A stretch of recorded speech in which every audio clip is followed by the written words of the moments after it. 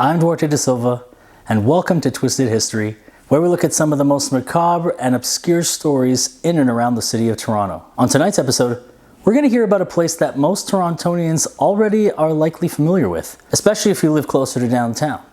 I'm talking, of course, about Toronto Island. Our story takes place in a long abandoned building on that island that has since been forgotten by most. A place with a grisly legend. This is the story of the mysterious death at the old Gibraltar Lighthouse. When Canada was still part of the British Empire over 200 years ago, the Gibraltar Lighthouse had already seen some things. Like when the Americans invaded downtown Toronto and started the Battle of York. Enemy ships made first contact in the area that we now know as the Scarborough Bluffs. And if you think that's crazy, those invading Americans would go on to burn down the British Parliament. Of course, with the retaliating Britons subsequently burning down the White House shortly thereafter. Now, the Gibraltar mystery doesn't really surround the structure as much as it does surround its most famous keeper. John P. Redemuller was hired as the first watcher of the lighthouse, where he brewed his own beer and served until his mysterious death on January 14th, 1815. There are many theories as to the demise of Redemuller. One account states that while serving his own brew to a couple of soldiers who felt cheated, they brutally murdered him because his beer wasn't strong enough. Another theory has a group of drunken soldiers chasing Redemuller up the lighthouse after a particularly rambunctious night, with the poor lighthouse keeper meeting his demise up and over the edge.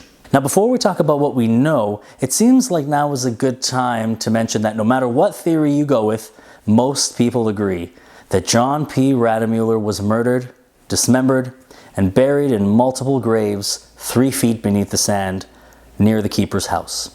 So what do we know? About 75 years after the mysterious death, the fourth lighthouse keeper was a man named George Durnan. With the legend still intact, Durnan set out to locate the buried remains of Gibraltar's first lightkeeper. And that's exactly what happened in 1893.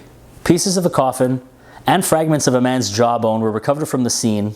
Unfortunately, forensic science hadn't been practically applied to criminal investigations at the time. Even the bit of blood found on the scene of the murder wasn't examined for this reason. Although 2 men suspected of carrying out the gruesome attack were brought in front of a judge to stand trial. Both men were acquitted of murder. If you just look at the lighthouse, you would never guess that anything of that nature took place there. And if you really think about it, we really don't know much about the place that we live. That's this week's episode of Twisted History. For Radio Humber TV, I'm Duarte da Silva.